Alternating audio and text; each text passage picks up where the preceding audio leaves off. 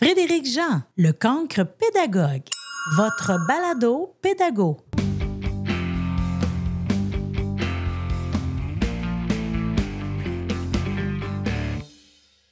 Anne-Marie, dis-moi qu'est-ce qu'il y a d'extraordinaire aujourd'hui? Je t'écoute.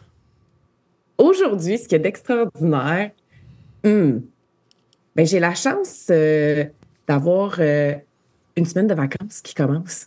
OK. Ça, c'est extraordinaire. C'est extraordinaire que mon frigo soit plein, que j'ai pas besoin de penser à comment je vais nourrir ma famille. Ça, c'est extraordinaire. OK.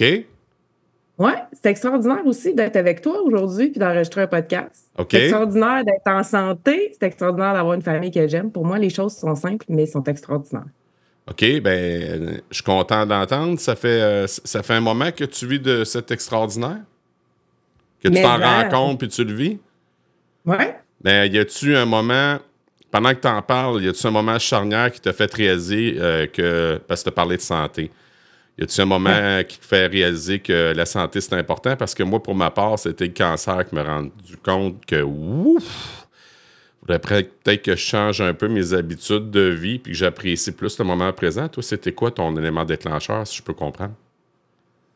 Mon élément déclencheur, j'ai toujours été une fille qui a été passionnée par la santé. C'est vraiment ça fait partie de mes valeurs même de prendre soin de soi, là, tu sais, de sa santé physique, sa santé mentale. Mais je pense que c'est en 2017 que ça a été le plus marquant au niveau de la santé. J'ai eu un accident de voiture. J'ai eu aussi une masse sur mon sein droit. Ça s'est avéré être rien du tout, quelque chose, mais rien de grave.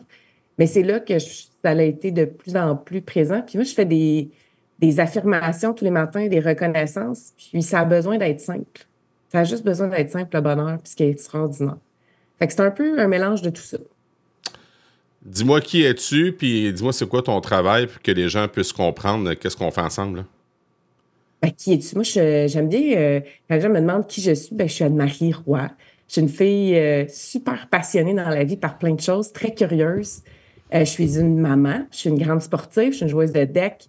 Je suis une étudiante au doctorat en administration des affaires. Une éternelle étudiante, diront certains. Je suis aussi une entrepreneur.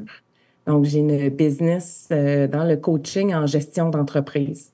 Donc, j'accompagne les entrepreneurs principalement, ainsi que les gestionnaires, donc qui sont en poste, qui ont des équipes à gérer, qui ont des budgets à gérer, à améliorer leurs compétences, leurs habiletés et leur mindset par rapport à leur gestion.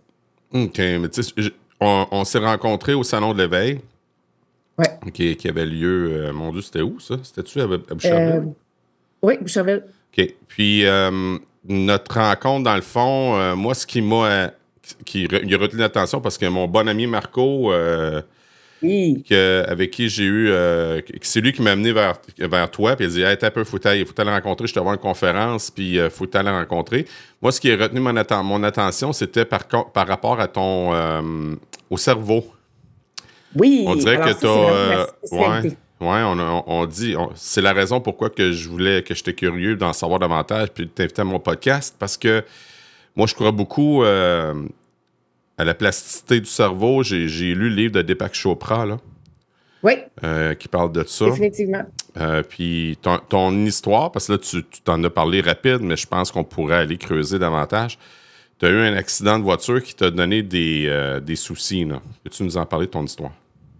Ouais, en 2017, j'ai eu un accident de voiture. En fait, j'ai été percutée par 2 véhicules. J'étais dans ma voiture, il y a quelqu'un qui a brûlé sa lumière rouge puis qui m'a propulsée dans la voie à sens inverse. Donc, j'ai eu 2 impacts qui étaient assez importants pour que mon véhicule soit perte totale ou presque. OK. Et j'ai perdu mes facultés cognitives à ce moment-là. Évidemment, physiquement, j'ai été affectée par cet accident-là. Mais ce qui a été le plus dommageable, ça a été de la commotion qui n'a pas été diagnostiquée. Donc, cette commotion-là m'a privée de mes facultés cognitives pendant un certain temps. Et quand je suis retournée travailler par la suite, puis ça s'exprime comment? Bien, ça s'exprime par... J'arrivais plus à penser clairement, j'avais pas de concentration, je retenais pas l'information, j'avais pas de patience. C'est très difficile d'expliquer le feeling que ça fait quand tu n'es plus capable d'utiliser ton cerveau à sa pleine capacité. OK. Et quand je suis retournée travailler, très rapidement, parce que ma commotion n'avait pas été diagnostiquée officiellement, donc pas traitée, je suis retournée travailler et quelques mois plus tard, je suis partie en épuisement professionnel. Attends. Et Excuse-moi, je te coupe. Tu me dis que t'as pas été diagnostiqué? non. Qu'est-ce qui s'est passé? T'es allé à l'hôpital, puis ils ont dit, OK, c'est beau, t'es correct, tu peux t'en aller? Ben, j'étais allée à l'urgence, ils ont fait t'as pas de fracture de la colonne vertébrale parce que j'étais arrivée en ambulance, puis ça a été bye-bye. That's it, that's all. Fait que t'as une commotion cérébrale, puis... Hein? Ça fait combien d'années de Oh, ça? oui. En 2017. Quand même, c'est récent. On était déjà pas mal aiguisés là-dessus, ces commotions, là.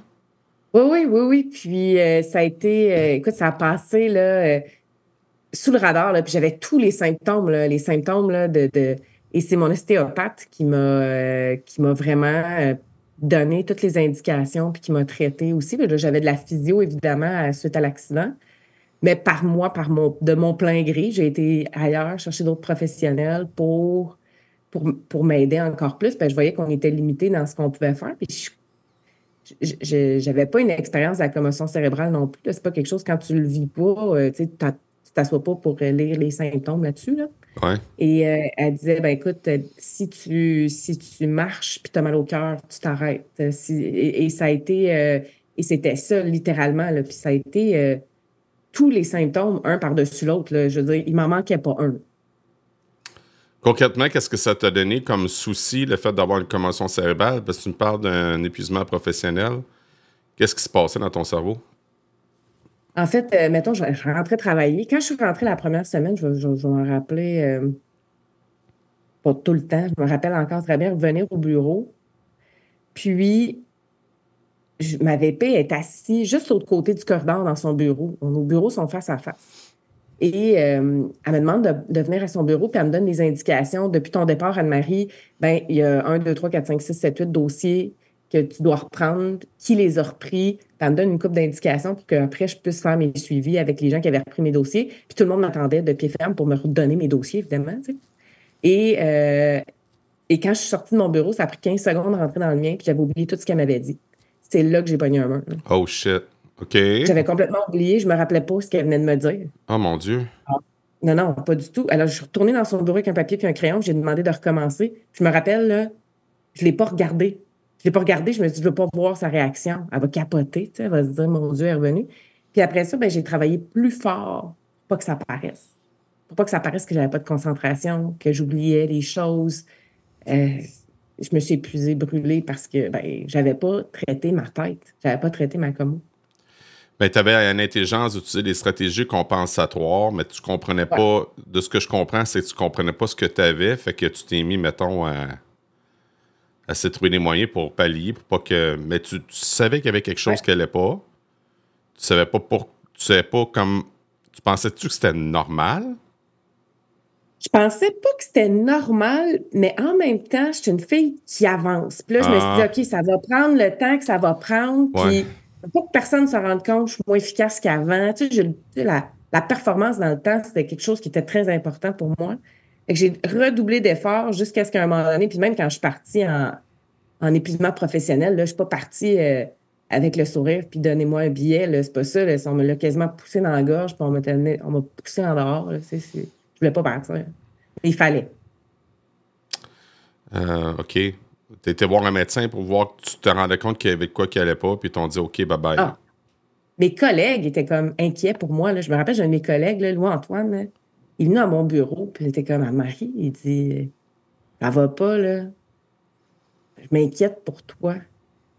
Hey, ça m'a tellement touchée. Ça m'a tellement touchée. Puis là, je voyais que mes collègues, là, j'avais plus de patience avec eux. J'avais plus de fun. Puis j'étais toujours la fille souriante. Il y a toujours une solution. Tu sais, tout allait bien. Hey, là, j'étais de mauvaise humeur contre l'univers en entier. J'étais irritable. Là. C'est ça. Fait que c'est mes collègues qui ont, je pense, qui m'ont fait réaliser le plus que ça marchait pas, mon affaire. Bon, OK. Puis là, la plasticité du cerveau, qu'est-ce que ça t'a amené, dans le fond, à à étudier, à t'intéresser au cerveau humain? C'est ça que je comprends? Et oui, j'étais déjà très intéressée par l'humain tout court. J'avais fait de la formation en leadership, en psychologie. Je OK. m'intéressais beaucoup à ça, je lisais beaucoup. Et là, quand je suis partie en arrêt de maladie, c'est pas tout de suite que je me suis intéressée au cerveau, puis à comment ça fonctionne. Ça a pris peut-être quelques semaines avant vraiment que je décide de me plonger dans l'univers de la neuroplasticité, l'univers de la neuroscience du cerveau. Puis ça a commencé par un livre qui s'appelle Change Your Brain, Change Your Life. Donc, change ton cerveau, change ta vie, du docteur Daniel G. Amen, qui est un psychiatre américain qui a scanné au-dessus de 150 000 cerveaux. Il y a des cliniques un peu partout à travers les États-Unis. Ça, c'est un de mes objectifs. Je vais aller faire scanner mon cerveau un jour là-bas. OK. Puis, quand j'ai lu son livre, là, ben, j'ai commencé à m'intéresser à la science du cerveau, évidemment. Et de fil en aiguille, je me suis mis vraiment à dévorer tout ce qui touchait le cerveau, tout ce qui touchait la neuroscience. Et j'ai parti mon entreprise pas longtemps après. Bon, faire une histoire courte, pendant mon arrêt de maladie, mon poste a été aboli. J'ai perdu mon emploi. Ah oui, OK. Oui, et c'est à ce moment-là aussi que j'ai des problèmes de santé. OK. À ce moment-là aussi, bon, là, tu sais, j'avais comme le package, là, un par-dessus l'autre, là. Si tu veux toutes les ajouter, séparation, perte de mes facultés cognitives, perte de mon emploi, soucis physiques, émotionnels. J'avais le package au complet, là. Déjà, en partant, juste perdre sa job, c'est pas le fun. Fait que, mais je l'avais vu venir un peu parce qu'on avait fait des fusions, acquisitions, puis en tout cas, tout ça pour dire que j'avais un package. Ça, c'était la beauté de la chose. Puis, avec mon package, puis je me suis jamais laissée faire par la vie puis les événements qui arrivent. Ça, c'est vraiment quelque chose, je me suis jamais dit, « Ah, le monde s'écroule sur moi, puis au secours. » C'est pas mon genre. Fait que, ce que j'ai fait, c'est que j'ai pris tout ce que j'avais, puis je l'ai mis à profit pour des amis entrepreneurs. Puis j'ai aidé une de mes amies qui était en lancement d'entreprise, puis elle était comme, hey, c'est la première fois qu'une coach, ça va aussi bien. Parce que, bref, je me suis lancée en affaires en coaching, j'ai découvert le coaching, et de fil en aiguille, j'ai commencé à incorporer ce que je fais, ce que j'ai appris en neurosciences. J'ai été me former en Neuroscience for Business au MIT, et là, je fais un doctorat sur lequel le sujet touche la neuroscience au service des affaires. Mais ce qui est intéressant dans tout ça, ce que j'ai appris, c'est que c'est pas juste les entrepreneurs qui ont besoin de savoir comment ça fonctionne leur cerveau. Tout le monde devrait le savoir. On devrait l'enseigner dans les écoles. Comment fonctionne le cerveau? C'est l'outil le plus puissant. C'est la source de tout ce qu'on fait. OK. Tu verrais ça comment dans une classe? Comment enseigner? Est-ce que tu vois ça enseigner à des jeunes ou plutôt enseigner à des enseignants qui, après, eux autres, vont devenir des agents multiplicateurs pour expliquer ça aux jeunes? Tu vois ça comment? Les deux. Les deux. Je pense que, premièrement, la première chose, c'est que la première affaire, ça serait de juste avoir une prise de conscience sur comment est-ce qu'on utilise son cerveau, comment est-ce que ça fonctionne quand tu as une réaction, quand tu as une émotion, qu'est-ce qui se passe pour vrai, le mécanisme. Tu sais, on a des mécanismes pour plein de choses, on comprend les mécanismes de plein de choses, mais on ne comprend pas celui de notre propre cerveau. Bonjour, mon nom est Marc Proulx. Je vous invite à découvrir le balado « La pédagogie du cœur ». Si la pédagogie et tout ce qui entoure le monde de l'éducation vous intéresse, prenez une quinzaine de minutes et venez réfléchir avec moi et mes invités. Rejoignez-moi sur la 3e saison du balado « La pédagogie du cœur », bienveillance et résilience au service de l'apprentissage.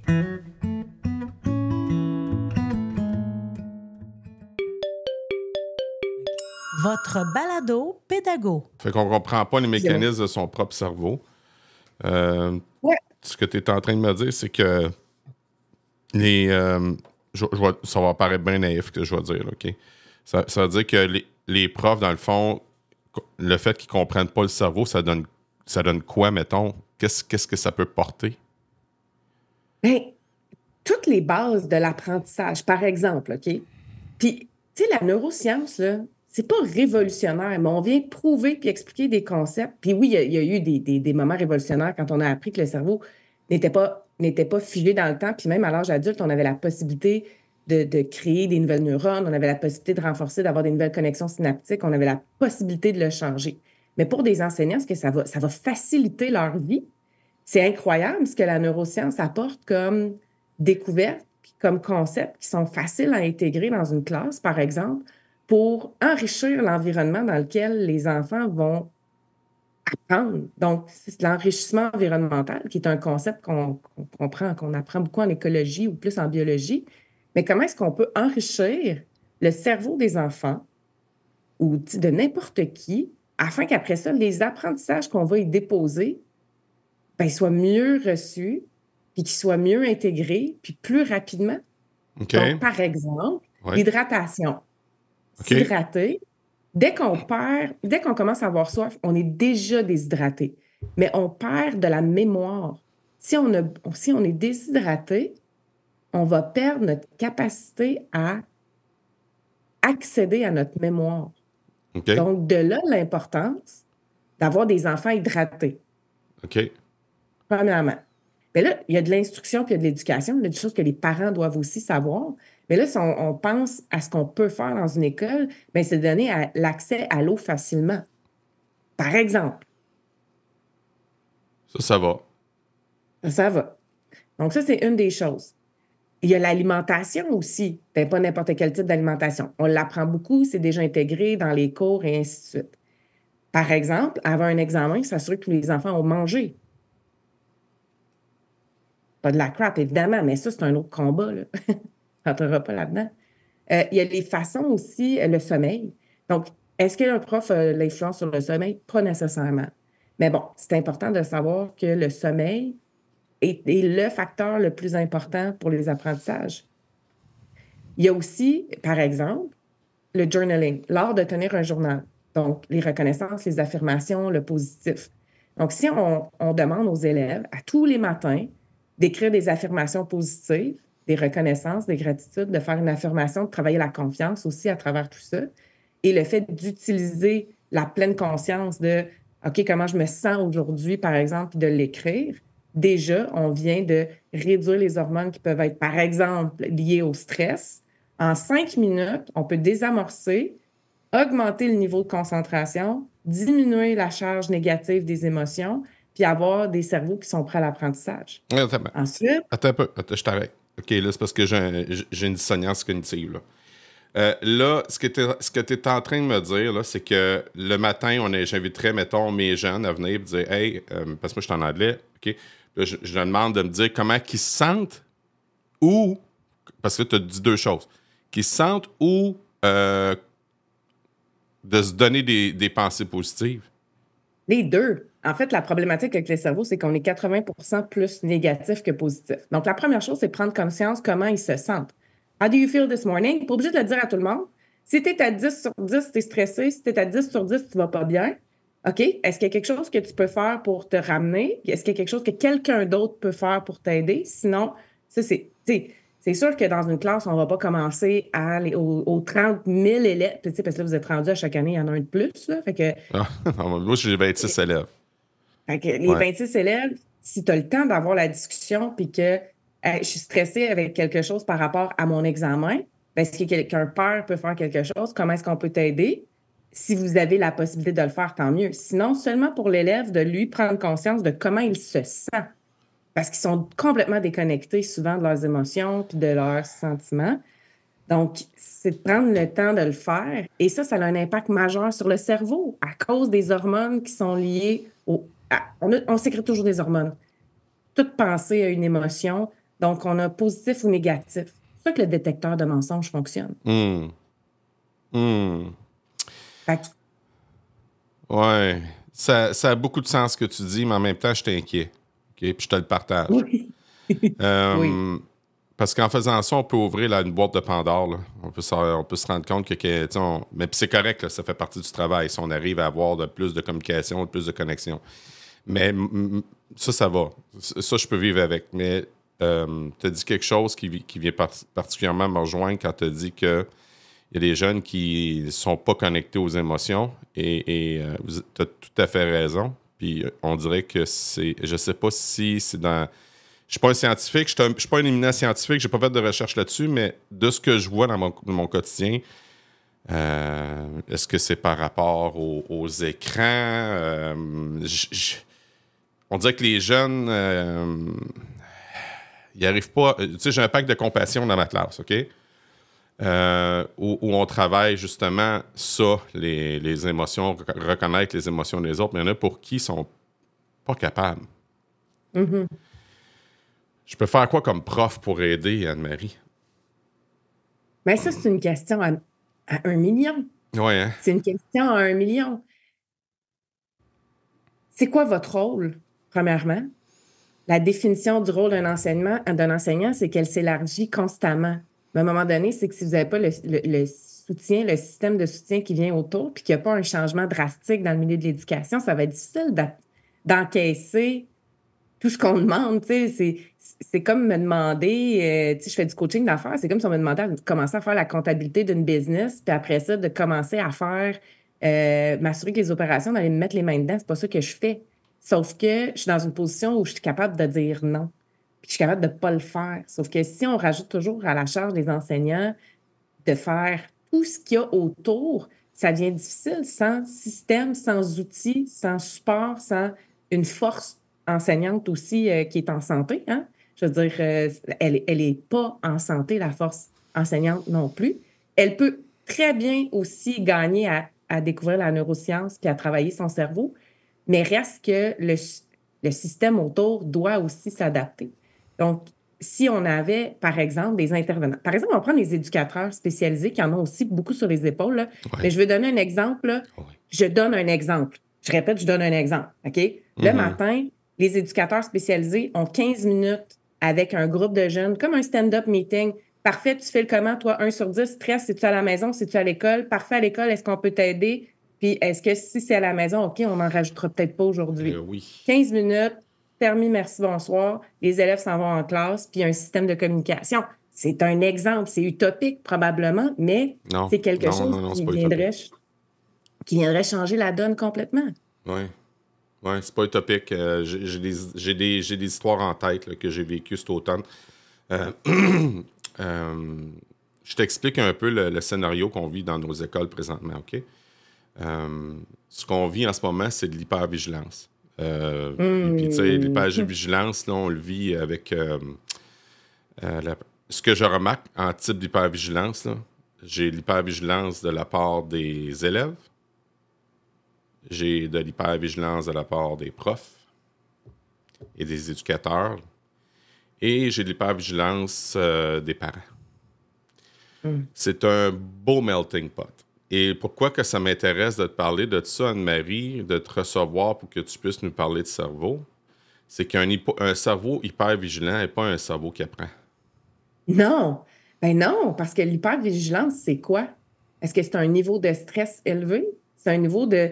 On est toujours dans l'appréhension. Tu sais, quand on est... Moi, je me rappelle, quand j'ai accouché, je faisais de l'hypervigilance, OK? Donc, je n'arrivais pas à dormir. Puis j'étais avec mon bébé à l'époque, il y a longtemps, que...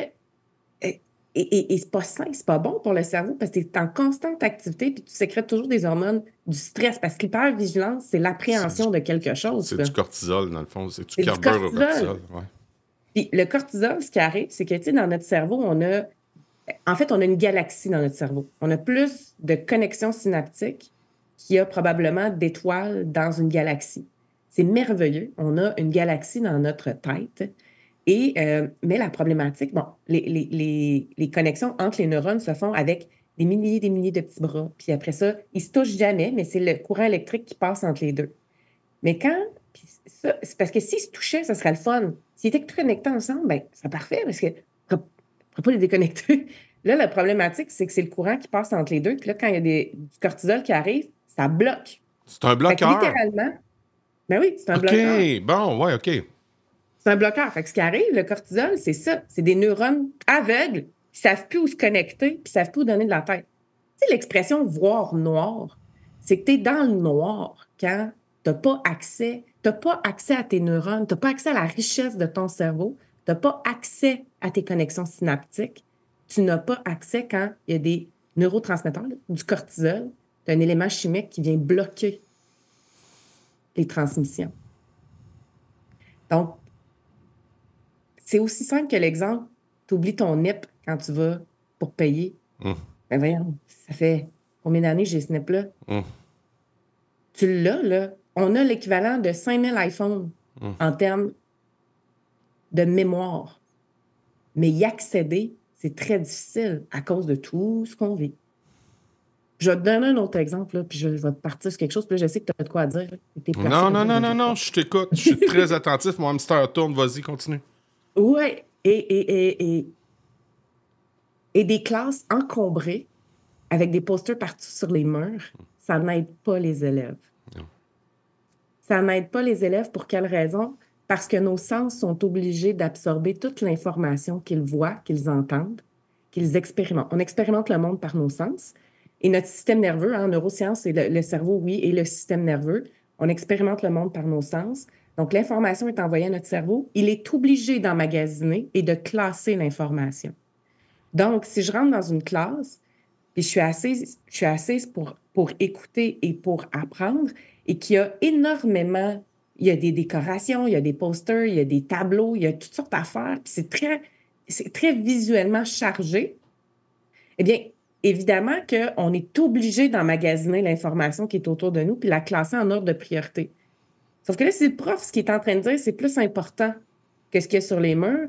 Comment est-ce que mon cerveau, j'y ai dit d'emmagasiner puis de classer l'information de la bonne façon?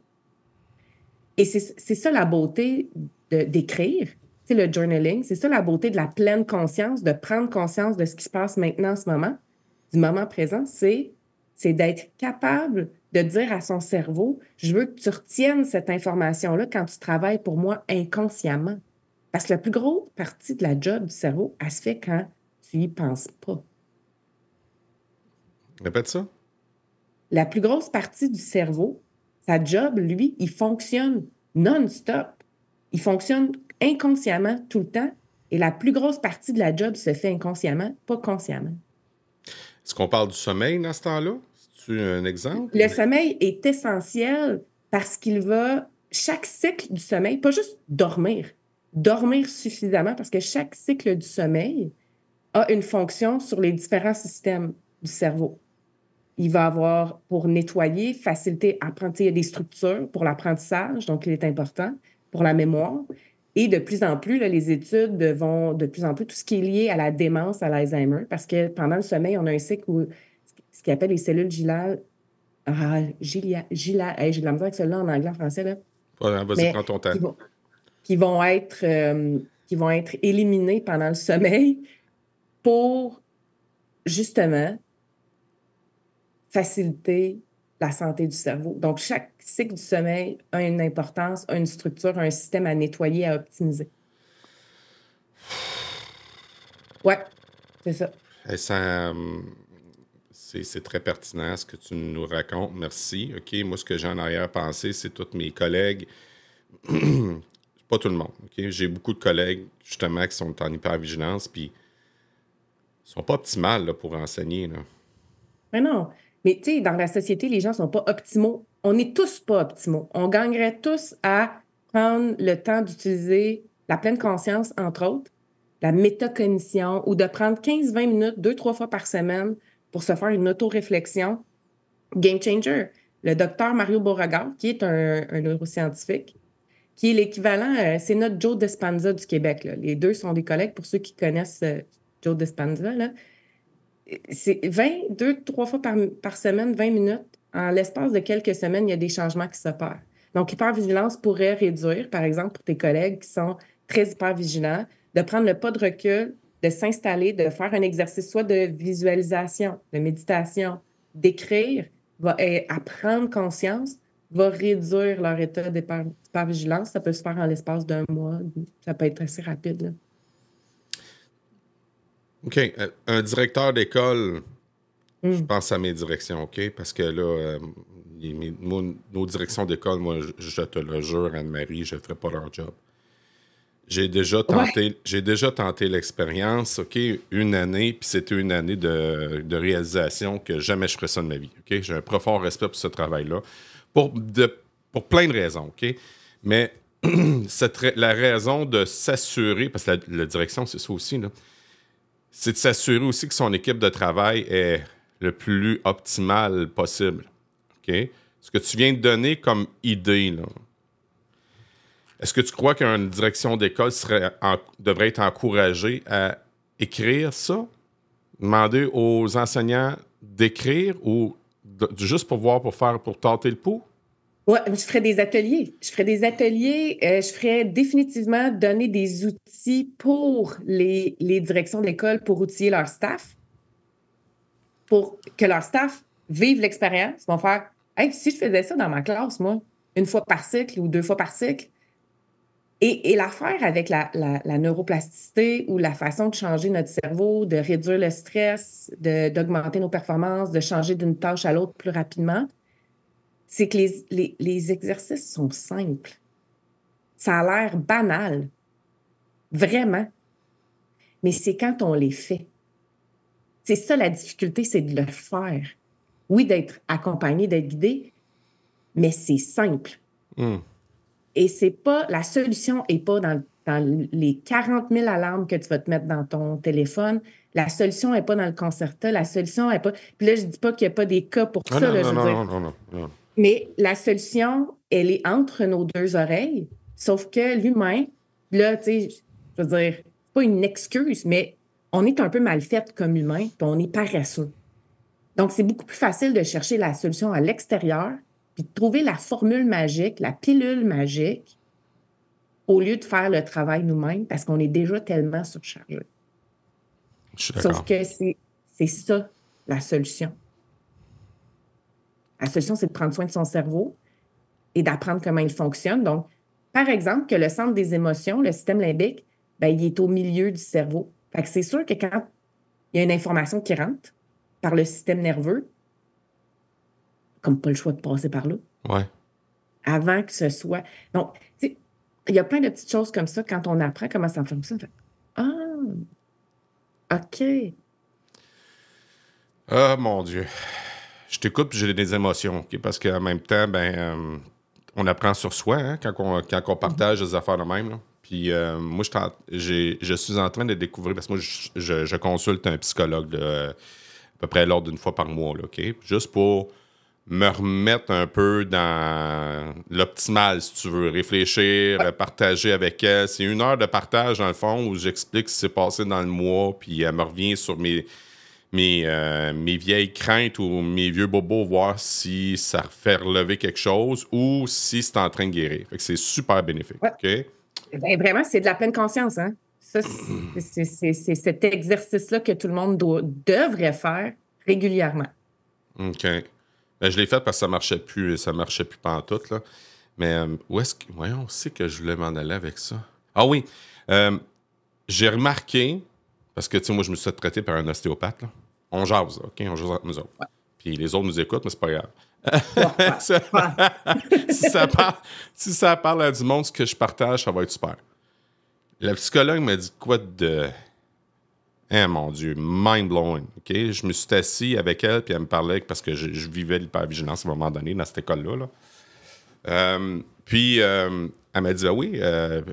Puis là, je parlais de mes trous de mémoire, que je n'étais pas optimal. Elle a dit, oui, ce qui se passe, c'est que ton cerveau se ferme parce qu'il va faire ses fonctions primaires, c'est-à-dire la digestion, puis faire que ton corps, puis ton cœur, puis ton corps, ta digestion se fasse.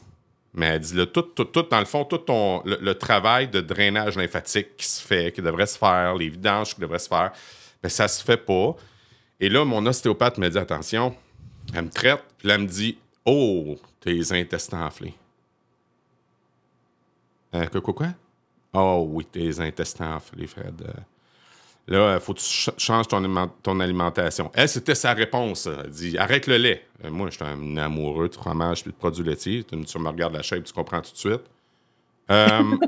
Puis là, j'ai essayé ça un moment, mais ça n'a pas... j'ai fait ça, j'ai arrêté 1 mois, je pense 1 mois. Ça n'a pas... Ça connectait pas avec ça. Je dis, non, il y a quoi d'autre? Oui.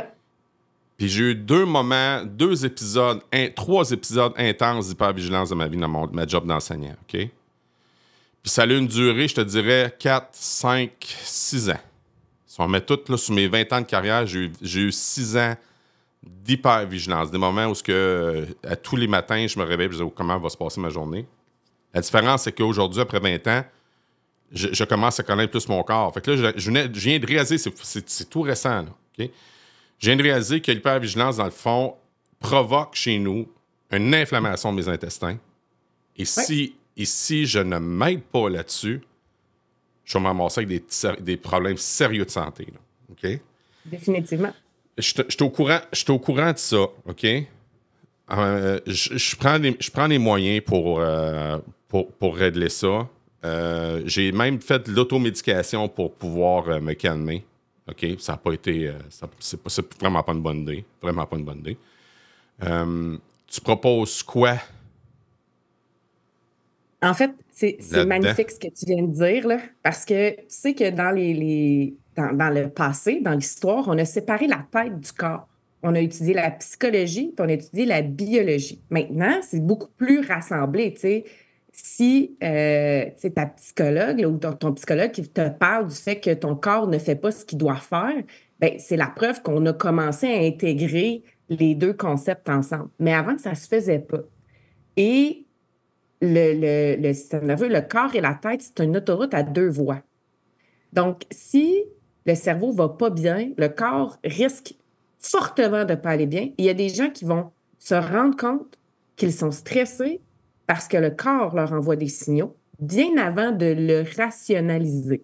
Dans ton cas, tu le savais que tu étais en hypervigilance, mais tu ne savais peut-être pas encore que c'était connecté à une réaction physiologique. C'est ça. Et c'est une alarme.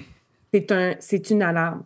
Donc, là, pour ceux que leur corps, tu sais, on remarque, puis il y a des gens qui sont comme, ben non, je ne suis pas stressée.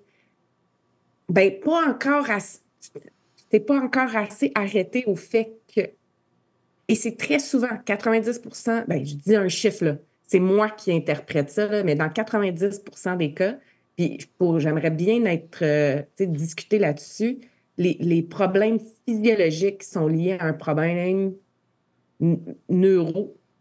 c'est un problème de cerveau, un problème de santé cognitive, OK? Je ne parle pas de santé mentale, là, mais de santé cognitive. Le stress, l'anxiété, l'angoisse va générer des problèmes physiques. Donc, qu'est-ce qu'on fait avec ça? Ben, on n'a pas le choix de traiter la source. La problématique, c'est qu'on traite beaucoup les symptômes. Mais quand on traite les symptômes, on ne va pas à la source. Mais le travail que tu fais avec ta psy, une fois par mois, c'est d'aller à la source parce qu'on prend conscience du problème. Est-ce qu'on a le contrôle sur la problématique? Peut-être que oui, peut-être que non. Si on n'a pas le contrôle dessus, on a le contrôle sur comment on veut le vivre, par exemple. Et c'est là que le vrai travail commence. Et le cerveau, si on a toujours tendance à répondre à notre environnement de la même façon, parce qu'on sait maintenant que notre génétique peut changer en fonction de notre environnement. Donc, comment est-ce qu'on veut modifier? Si on ne peut pas avoir de contrôle sur l'environnement, est-ce qu'on va décider de changer d'environnement? Est-ce qu'on va décider de rester dans cet environnement-là, mais de mettre en place des stratégies pour pouvoir pour pouvoir gérer cette situation-là ou cet environnement-là? Et c'est là la force du cerveau, c'est qu'on est capable de modifier nos comportements, nos réactions face à ce qui se passe autour de nous. Mais ça ne prend pas 5 minutes. Ça ne se fait pas en criant ciseaux. Parce que même si tu vas chercher quelque chose même si tu vas chercher une médication, même si tu vas essayer de t'automédicamenter, la solution n'est pas là. La solution réside dans comment toi, tu interprètes la situation. Puis là, si on veut passer, c'est que là, je peux partir dans les explications, comment on prend une décision, comment on réagit aux situations. Le cerveau a un petit pattern inconscient, là, mais puis après ça, on réagit, mais on ne s'en rend pas compte. Mais une fois qu'on sait comment on fonctionne, là, on est capable de faire les choses différemment. Et une fois qu'on fait ça, ben, on doit s'entraîner. Et là, le cerveau, ça ne prend pas 5 minutes. Ça fait 20 ans que tu prends ton café. La minute, tu te lèves le matin. Là, tu décides de le prendre 2 heures plus tard. Il va falloir que tu t'entraînes à changer ton comportement. Ça prend de la force. Mais souvent, dans les enseignants, c'est qu'on arrive au bout du rouleau et il n'y a plus de force. Il n'y a plus de force pour s'entraîner à faire différemment. Il faut s'attraper avant. On l'inhibe. C'est ça qui se passe, on l'inhibe. Oui, trop long. Pour ma part, moi, quand je vivais des moments difficiles, je disais toujours « Hey, Calvin, t'as fait les forces canadiennes. T'es capable de passer au travers de ça. » Fait que ce que je faisais, dans le fond, j'étais en train juste d'inhiber, d'essayer d'enterrer ça, ce problème-là. Fait que quand tu l'enterres où? Oui. Puis le gut feeling aussi, là, les intestins, c'est important, c'est notre deuxième cerveau. Maintenant, Exact. ils ont prouvé le microbiote et tout ça. Il y a de plus en plus d'études, mais il y a aussi des études en neurosciences. On a des neurones au niveau de l'intestin aussi. On a des neurones un peu partout dans le corps, en fait. Putain. OK. Et là, on va toucher l'intuition aussi. Oh my God. Ah, c'est bol. Ah, tu me rentres dedans. Ah, ben ce matin, j'espère que c'est positif, ça rentre dedans là. Ben, ça me fait juste confirmer ce que je pensais, dans le fond. Tu comprends ce que je veux dire? Fait que Ouais. là, je suis en train, tu sais, dans mes dans ce crochet de gauche pédagogique-là que tu me donnes, tu sais, je l'encaisse, mais je suis en train de... Je l'accepte plutôt, au lieu d'encaisser, parce que je ne veux pas encaisser ça. C'est bon, tout de suite, le changement des mots, déjà, c'est super positif. Ouais, fait que c'est de voir après, je te partage, là, parce que c'est de voir qu'est-ce que je fais après, où est-ce que je m'en vais après. Puis ce qui est plus merveilleux là-dedans, c'est que j'ai toutes les réponses, dans le fond. C'est juste que je prends pas le temps ou le moment pour faire « OK, bon, je fais quoi? Tu ferais du yoga? Il me semble que ce serait le fun du yoga. Ah non, j'ai pas le temps, j'ai plein de choses à faire. Il faudrait peut-être que je médite. Ah non, Colin, c'est pas... 10 minutes, OK, ouais, on va prendre les 10 minutes. Non, pas aujourd'hui, c'est pas le temps. Fait que tu sais, c'est... l'hygiène du cerveau est méga important de ce que tu es en train de me faire remarquer. Puis je savais déjà, mais là, tu me le montres au grand jour. Là.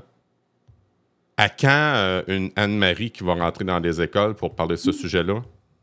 Mon Dieu, j'en rêve. Mais j'ai déjà fait un projet dans une école secondaire de Québec avec une collègue amie à moi qui est en design, qui, elle, refait tout le design d'une école secondaire, je pense des seigneuries, en tout cas.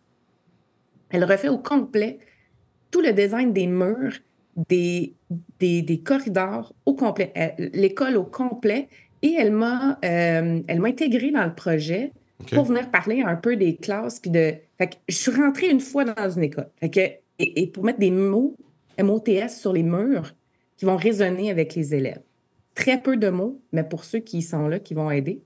Puis l'idée, c'est de pousser le projet plus loin puis d'être capable d'amener dans les écoles, ben oui, de la visualisation, ben oui, de la méditation, ben oui, du journaling, ben oui, des outils simples, ultra efficaces, mais sans la compréhension de comment ça l'impacte réellement.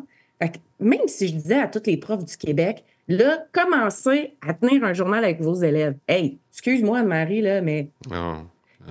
Alors, à quand? Hey, j'en rêve. J'en rêve, là, Fred, là, d'aller dans les écoles puis de mettre en place des choses simples qui auront un impact majeur par la répétition et la constance.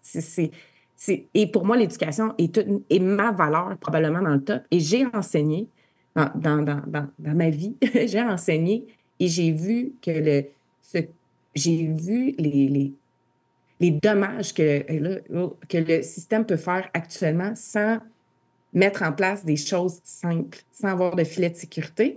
Il y a des histoires magnifiques qui se passent, par exemple. Il y a des belles histoires, il y a des gens excessivement compétents. Mais on a besoin d'un changement drastique, à mon avis. Oh, no rocket science. C'est évident. C'est pour ça aussi qu'il y a eu autant... qu'on s'est servi autant du levier du syndicat aux dernières revendications. Là, puis la plupart, il y a beaucoup qui sont déçus, là, mais... le syndicat est un levier. On est en train de réaliser des choses, dans le fond. Que moi, je parle pas moi. Okay? Je ne suis pas le porte-parole des enseignants du Québec. Okay? Je parle de moi. De plus en plus, je me rends compte que les décisions top-down, qui vient d'en haut puis qui descend, ne reflète pas nécessairement peut-être des réalités régionalistes, dans le fond, tu sais, par rapport à un programme, parce que c'est quelque chose qui est général, puis on souhaite quelque chose de général, puis tu vois, OK, non, ça résonne pas ça résonne pas en dessous, ça peut peut-être résonner dans d'autres centres de services scolaires, ça peut peut-être Montréal, ou je sais pas, OK? Puis là, on est en train de réaliser, les profs, que je parle pour moi, que là, ce que j'essaie de faire, c'est faire du down-top. Fait que là, ce que je fais, dans le fond, c'est que je mets beaucoup d'empathie. J'écoute mes jeunes. Des fois, c'est tough. Oh boy! OK, je ne m'attendais pas à ça. OK. C'est tough, mais le pacte de compassion, ce qu'il fait, dans le fond, c'est de l'autocompassion, OK? Fait que là, je vois un peu les effets que ça donne sur mes jeunes. Puis moi, mon objectif, c'est d'aider les jeunes, oui, là, mais d'aider les profs, dans le fond, à calibrer ça, puis à vivre ça, ce pacte de compassion, pour pouvoir, dans le fond, pour qu'ils puissent découvrir, dans le fond, que il faut faire de quoi en bas, là. Puis ça urge, là. Fait qu'il faut attendre. Arrêtons d'attendre ce qui se passe en haut et réagissons maintenant. Oui. Je pense que j'ai l'impression que la nouvelle révolution tranquille va se passer d'en bas. C'est ça qui va se passer. Fait que on a besoin, dans le fond, d'entendre, je pense, je parle pour moi, j'ai besoin d'entendre ce que je viens d'entendre là. Je suis content qu'on se soit rencontrés.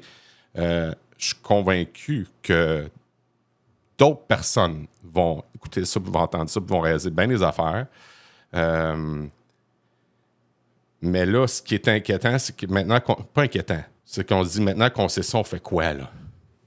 Oui, on fait quoi? Puis, ce que j'entends de ce que tu dis, là, tu disais ce qui vient d'en haut, c'est très général, c'est comme des concepts généraux, mais qui ne prennent pas en considération les contextes, les écosystèmes qui sont en place. Il y en a, là, OK? Notre projet éducatif, dans le fond, c'est qu'il va chercher des concepts plutôt généraux. Centre de service scolaire, le MASH, il donne... Puis nous autres, on parle de notre réalité en bas, tu comprends? Fait qu'on a des recommandations, mais tu sais, ils nous ont consultés, mais est-ce que c'est tabletté? C'est un autre affaire. C'est intéressant, là. Parce que si on fait le parallèle avec le corps humain, là, la tête est en train de dire quelque chose, mais est-ce qu'elle a écouté ce qui vient des sens, de ceux qui expérimentent réellement ce qui se passe? Comme un peu, nous, on va expérimenter le monde, on va communiquer avec notre tête, on va avoir une réalité, puis on va essayer de se comprendre. Des fois, on se déconnecte de notre corps et de notre esprit, mais là, c'est la même chose un peu de dire la tête en haut, puis là, en bas, le corps. Est-ce que ça s'est parlé, tout ça, pour que ça soit cohérent d'un bout à l'autre? Je trouve que l'analogie, elle est parfaite et très claire dans ma vision des choses, mais... Ah, mon Dieu. Le 27 avril, je vais être au Salon de l'apprentissage. Oui. Je vais parler de ça, dans le fond, de mon pacte de compassion. Puis je pense que tu vas passer dans le tordeur, Anne-Marie, dans le fond. Je vais jaser un peu de... Parce que moi, dans le fond, je fais juste... Je suis pas celui qui montre aux gens. Je vais plutôt dire ce que j'ai appris. Dans le fond, tu comprends? Fait que si ça fait ton affaire, prends-les. Hey, si ça fait pas ton affaire, prends-les pas, gens. T'sais, moi, je te parle ce que ça m'a rapporté à moi. Puis si ça résonne, puis tu es avec moi, puis tu es content, puis si même j'ai une personne qui est assise puis qui me dit « Man, ça vient de changer de quoi? » J'ai déjà gagné ça. Là. Tu comprends? Fait que c'est juste pour ça. Parce que je veux juste partager. Fait que je suis en train de bâtir ma conférence là-dessus sur PowerPoint et je vais mettre un petit peu d'Anne-Marie là-dedans si tu veux bien. Avec plaisir. Okay, avec plaisir. Bon. Et ça sera. Et si je peux impacter une personne à la fois le milieu de l'éducation, ça va être pour moi c'est une mission de vie, je pense.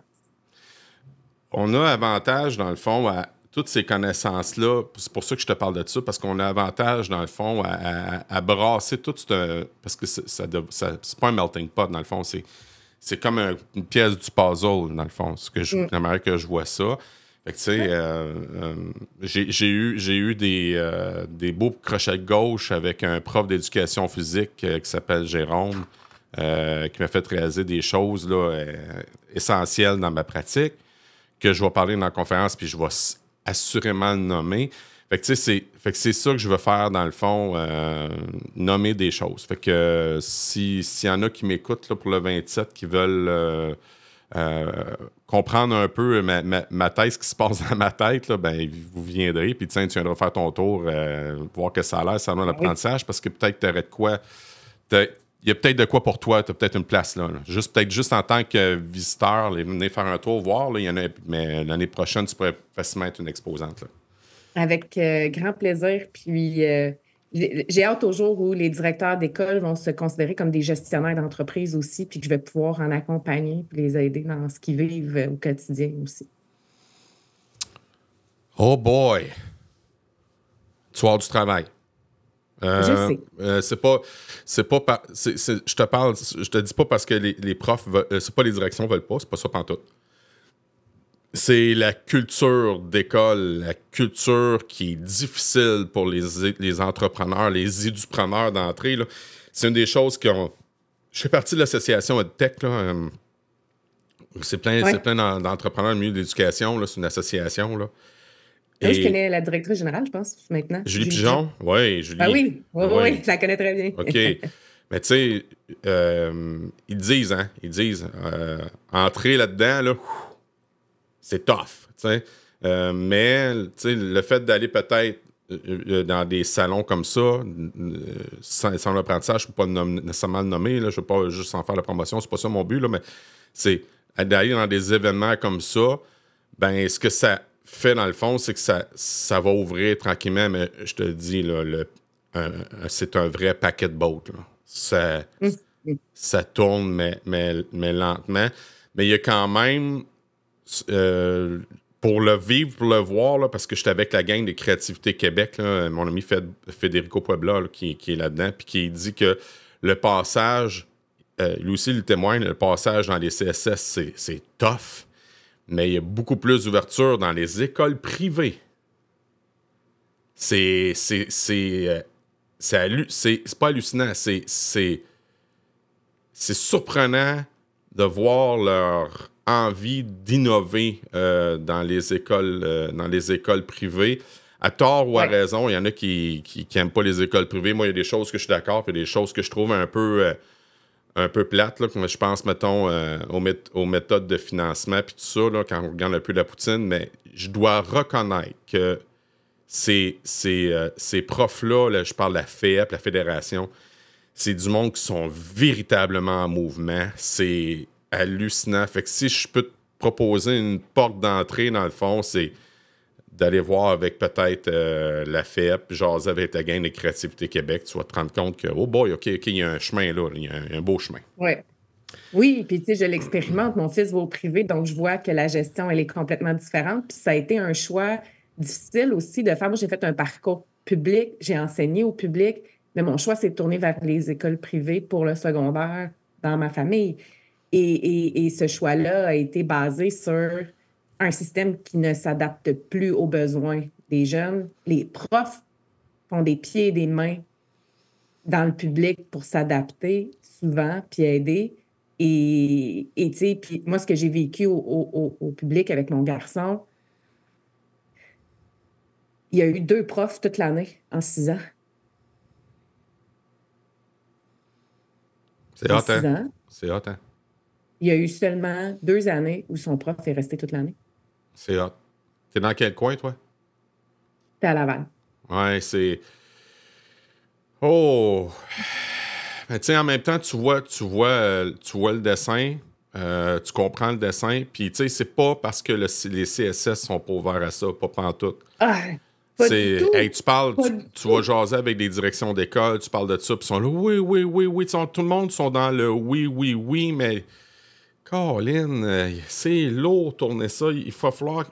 Là, on est en train... C'est beau en même temps, parce que moi, je vois ça de manière positive. On est en train de tout changer. Tu sais, le podcast, dans le fond, qu'on est en train de faire, c'est un parmi tant d'autres. j'ai parti avec d'autres podcasteurs un programme, un regroupement qui s'appelle Balado Pédago, où est-ce qu'on veut merger tout plein de podcasts d'éducation pour faire brasser la soupe, pour voir comme on peut-tu faire quelque chose down top, là? Let's go, là, on part, là, tu sais. Puis Oui, même au gouvernement, ils nous écoutent, puis ils font... Tu sais, il y a Mario Asselin de la CAQ qui nous écoute puis qui trouve ça donc extraordinaire ce qu'on est en train de faire, tu sais. Ouais, c'est incroyable.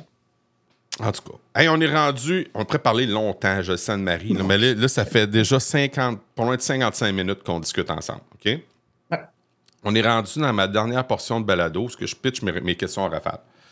Parfait. Il n'y a pas de bonne, mauvaise réponse. C'est tes réponses qui importent. Il n'y a pas de longueur non plus. Si tu as envie d'aller plus loin puis ça te fait penser à quelque chose puis tu veux le pousser davantage, ben moi, j'ai une planche de surf puis je suis ta vague. Ça marche? C'est là. Pour Anne-Marie Roy, l'éducation, c'est? Une priorité. C'est une valeur fondamentale. C'est essentiel. C'est ce qui fait que notre société va grandir. C'est ce qui fait qu'on va avoir un meilleur PIB. C'est aussi l'indice de notre bonheur. C'est la fondation de tout ce qu'on a de magnifique comme humain puis qu'on peut faire. C'est la richesse d'un pays. C'est la richesse d'une économie. Mais c'est aussi, au Québec, quelque chose qui a besoin d'être vu et pas un peu explosé. Je peux pas en dire plus. J'aimerais ça que tu me dises, Anne-Marie, dans le fond, ton plus grand succès, c'est quoi? Mon plus grand succès. Hey, j'en ai plein des succès. Donne-moi un. J'en ai plein. Qui vient spontanément. Là. J'en ai plein, c'est ça. OK, je vais en choisir. un. Mon plus grand succès, ça a été de OK. Récemment, ça a été de faire ma première conférence sur scène le 9 novembre à l'Indomptable Sommet. Ça a été mon succès de l'heure. Ça a été est-ce que élever des enfants, c'est un succès, à mon avis? Moi, je suis très fière de ce succès-là. Pour moi, c'est... Mon fils, il est par lui-même sa propre réalisation, mais je suis très fière de pouvoir lui transmettre les valeurs qu'il a aujourd'hui. Donc, ça peut être un succès. Dans mes succès, ça a été mes études, beaucoup de faire mon doctorat, d'être admise au doctorat, qui est pour moi un rêve que je ne pensais pas et je ne l'ai pas fait dans un parcours linéaire atypique. Typique, je l'ai fait dans un parcours éclectique atypique, ce qui est pour moi une grande réalisation. Et d'être ici aujourd'hui, pour moi, c'est vraiment c'est un grand bonheur. Merci. Ton plus grand apprentissage, c'est quoi? Ça vient d'une citation. Et je pense que ça résume l'ensemble de mes, de mes essais-erreurs. C'est une citation d'Eleanor Roosevelt qui dit « On n'a pas assez d'une vie. Apprends des erreurs des autres. On n'a pas assez d'une vie pour toutes les faire. » Et c'est mon plus grand apprentissage, je pense. C'est bon. Ça, c'est essentiel. Ça résonne beaucoup dans... Pour ça, je ris, parce que ça résonne beaucoup dans mon idée, dans le fond, d'enlever les silos institutionnels dans nos écoles. Pour la simple et bonne raison qu'on répète les mêmes erreurs d'une place à l'autre, puis on se parle même pas de ces erreurs. On se parle pas. On se parle, on se le dit, là. Mais le fait de demander, mettons, conseil à une autre école, demander un conseil à un autre CSS, puis qu'ils nous disent « Ah non, on l'a essayé, ça marche pas, là. C'est pour telle raison. T'es-tu dans le même pattern? Oui, OK, fais pas ça. Nous autres, on l'a essayé, voici ce qu'on a fait, puis voici ça a marché, va essayer ça. » Tu sais, on serait tellement gagnant en tant qu'enseignant, en tant qu'éducateur, en tant qu'école, en tant que centre de service scolaire, en tant que cégep, université, de tout le monde collaborer de même puis se donner des informations en temps quasi réel. Ah, Moses, que ça serait inspirant. Mais enfin, on est en train de travailler, le down top le fait, je pense. Puis l'autre apprentissage qui est tout aussi important que celui-là, c'est qu'on a la source, on a la meilleure machine. Mon fils, il l'appelle la machine à tout faire. On a la machine à tout faire entre nos deux oreilles. Et c'est ça qui est le plus important, le plus puissant. C'est l'outil, c'est le muscle le plus important dans l'apprentissage, c'est le muscle le plus important dans tout, dans le succès. Oh my God. Ouais. Ouais, mais on en prend soin. C'était à moi je parle. On en prend soin. T'sais. Bon, OK. Bon, vire encore émotif. OK. Une personne qui a eu un impact positif dans ta vie, puis pourquoi? Et moi, je vais dire ma mère. Ma mère est une personne exceptionnelle, avec une intelligence émotionnelle incroyable, une femme, une force tranquille. Tu sais, les forces tranquilles, ça ne parle pas plus fort qu'un autre nécessairement. C'est pas imposé, mais ça a du leadership comme pas deux. Alors pour moi, c'est un modèle, ça l'est encore. Elle a encore un grand impact dans ma vie. Et j'apprends toujours à ses côtés, puis elle en a vu. Elle en a vu des affaires. Ouais. Alors, cette richesse-là, je l'écoute plus aujourd'hui que je l'écoutais dans le temps. Mais, il y a ça. Vraiment. Et je dois donner aussi à ma coach que quand je l'ai choisie, je ne m'attendais pas à ce qu'elle m'amène où je suis aujourd'hui. Et Mélanie Fortin, je dois lui donner un impact à me faire prendre conscience beaucoup de choses sur ma propre personne. Donc, OK. ça remercie énormément. Great. As-tu un livre que tu as envie de nous partager qui a un impact positif que tu voudrais nous en parler? Là, je sais que tu en as mis 2 dans le podcast, mais en as-tu un autre ou tu veux revenir avec lui? OK. Accessible, intéressant à lire parce que, tu sais, il y a des livres qui sont que moi, je vais mâcher puis que je vais vulgariser, mais parfois que pour une lecture de chevet, c'est peut-être pas super intéressant.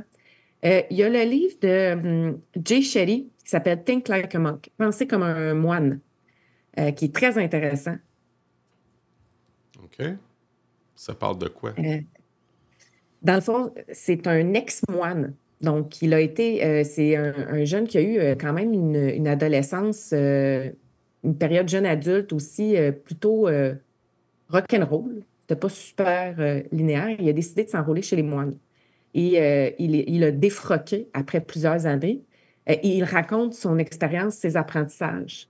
Et les moines, c'est comme le summum de la pleine conscience, là, on va se le dire, de la méditation, de tout ce que vous voulez. Tu sais, qu'on vive notre spiritualité, peu importe comment, là, mais c'est les apprentissages qui en sont sortis. Il a écrit un livre là-dessus. C'est un gros livre, mais je vous dirais qu'il est franchement intéressant si vous voulez le inside out là, tu sais, de cette expérience-là.